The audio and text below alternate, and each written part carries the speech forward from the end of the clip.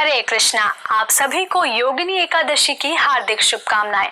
हम सभी इस जीवन में दुख और सुख दोनों का अनुभव करते हैं। दुख कोई नहीं चाहता, परंतु सुख की कामना सभी करते हैं। परंतु क्या हम जानते भी हैं कि सच्चा सुख क्या है और जीवन के वास्तविक दुख कौन से हैं? जीवन की सबसे बड़ी समस्या है जन्म, मृत्यु, जरा और व्याधि, क्योंकि इनसे कोई भी बच नहीं सकता और ये हर किसी को आने वाली है। जन्म बड़ा कष्टकारी है और अगर हम भूल गए हैं तो इसका मतलब ये नहीं कि जन्म कष्टकारी नहीं। मृत्यु बड़ी दुखदाई है। वृद्धा अवस्था अच्छा नहीं, व्याधि अर्थात बीमारी अच्छी नहीं, दुख अच्छी नहीं। तो भगवान कहते हैं दुख दोषानु दर्शनम, इनका दर्शन करो और उसका समाधान करो। इनका समाधान क्या होगा? फिर भगवान कहते हैं मयि चानेन योगेन भक्ति लाभस्य चारेण, मेरी भक्ति अनन्य भक्ति और भगवान की उसी अत्यंत दुर्लभ भक्ति को पाने का अति सुंदर और अति सरल उपाय है एकादशी व्रत, जो कि हर महीने में 2 बार आती है। एक बार की बात है, धर्मराज युधिष्ठिर कहने लगे कि हे भगवान, आषाढ़ कृष्ण एकादशी का संबोधन क्या है? इस पर भगवान श्री कृष्ण बोले, राजन, आषाढ़ कृष्ण एकादशी का नाम योगिनी है। इस व्रत के पालन से व्यक्ति गंभीर से गंभीर पाप और भव सागर से मुक्ति प्राप्त करता है। ये इस लोक में भोग और परलोक में मुक्ति देने वाली है और तीनों लोकों में प्रसिद्ध है। हे नृपश्रेष्ठ, अब मैं तुमसे पुराणों में वर्णन की हुई सुंदर कथा कहता हूँ, ध्यान पूर्वक सुनो।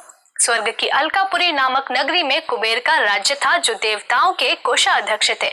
वो शिव भक्त था और प्रतिदिन शिव की पूजा किया करता था।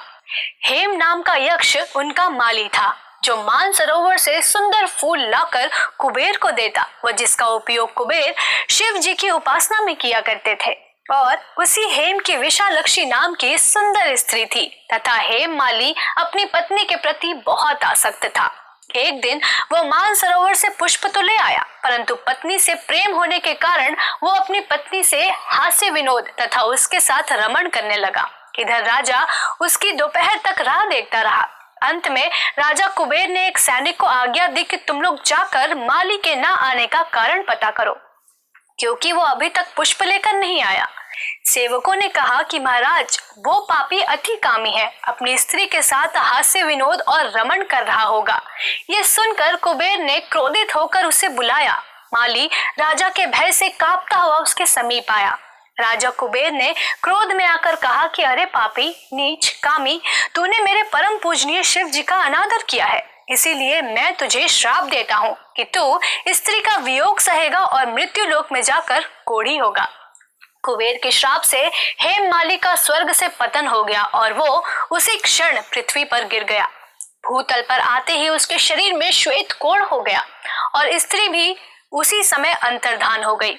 मृत्यु लोक में आकर माली ने महादुख भोगे। भयानक जंगल में जाकर बिना अन्न और जल के भटकता रहा। रात्रि को निंदा भी नहीं आती थी, परंतु शिव जी की पूजा के प्रभाव से उसको पिछले जन्म की स्मृति का ज्ञान अवश्य रहा। घूमते घूमते एक दिन वो मार्कंड ऋषि के आश्रम में पहुंच गया, जिनकी आयु 7 कल्प है और जिनका आश्रम ब्रह्मा की सभा के समान लगता था। उन्हें देखकर हेम ने दूर से ही उन्हें अनेक बार साष्टांग प्रणाम किया। ये देखकर दयावान और करुणावान मार्कंड ऋषि ने उससे पूछा, तुमने ऐसा कौन सा पाप किया है जिसके प्रभाव से ये हालत हो गई? हेम माली ने सारा वृतांत ऋषि से कह सुनाया। ये सुनकर ऋषि बोले, निश्चित ही तूने मेरे सम्मुख सत्य वचन कहे हैं, इसीलिए तेरे उद्धार के लिए मैं एक व्रत बताता हूँ। यदि तू आषाढ़ मास की कृष्ण पक्ष की योगिनी नामक एकादशी का विधि पूर्वक व्रत करेगा तो तेरे सारे पाप नष्ट हो जाएंगे। ये सुनकर हेम माली ने अत्यंत प्रसन्न होकर मुनि को साष्टांग प्रणाम किया। मुनि ने उसे स्नेह के साथ उठाया।